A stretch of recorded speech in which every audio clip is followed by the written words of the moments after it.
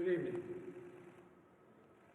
The presidency is the most powerful office in the world. It's an office that not only tests your judgment, perhaps even more importantly, it's an office that can test your character.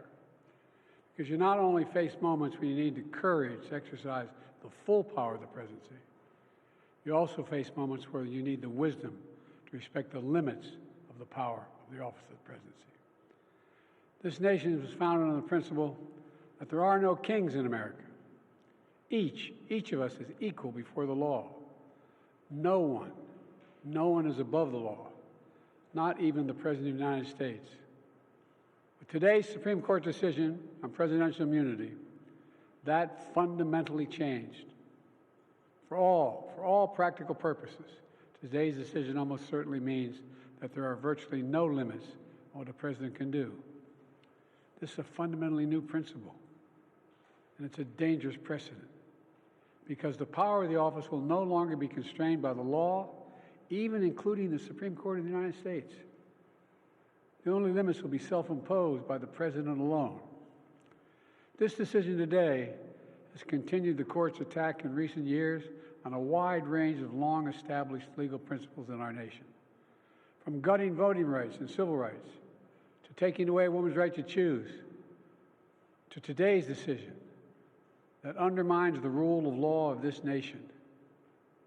Nearly 4 years ago, my predecessor sent a violent mob to the U.S. Capitol to stop the peaceful transfer of power. We all saw it with our own eyes. We sat there and watched it happen that day. Attack on the police, the ransacking at the Capitol, a mob literally hunting down the House Speaker, Nancy Pelosi, gallows erected to hang the Vice President, Mike Pence. I think it's fair to say it's one of the darkest days in the history of America. Now the man who sent that mob to the U.S. Capitol is facing potential criminal conviction for what happened that day. And the American people deserve to have an answer in the courts before the upcoming election. The public has a right to know the answer about what happened on January 6th before they are asked to vote again this year. Now, because of today's decision, that is highly, highly unlikely. It's a terrible disservice to the people of this nation. So now the American people will have to do what the courts should have been willing to do, but will not. The American people have to render a judgment about Donald Trump's behavior. The American people must decide whether Donald Trump's assault on our democracy on January 6th makes him unfit for public office in the highest office in the land. The American people must decide if Trump's embrace of violence to preserve his power is acceptable. Perhaps most importantly, the American people must decide if they want to entrust the president once again, the presidency, to Donald Trump, now knowing he'll be even more emboldened to do whatever he pleases whenever he wants to do it. You know, at the outset of our nation, it was the character of George Washington, our first president, to find the presidency. He believed power was limited, not absolute, and that power always resides with the people, always.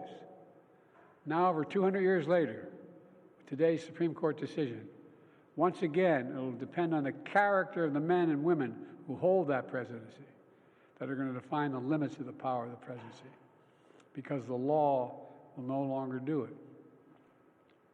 I know I will respect the limits of the presidential powers I have for 3.5 years, but any president, including Donald Trump, will now be free to ignore the law. I concur with Justice Sotomayor's dissent today. Here's what she said. She said, in every use of official power, the president is now a king above the law. With fear for our democracy, I dissent. End of quote. So should the American people dissent. I dissent. May God bless you all, and may God help preserve our democracy. Thank you. May God protect our children. Why are you the best Democrat to beat Trump? What makes you so confident you should be the president?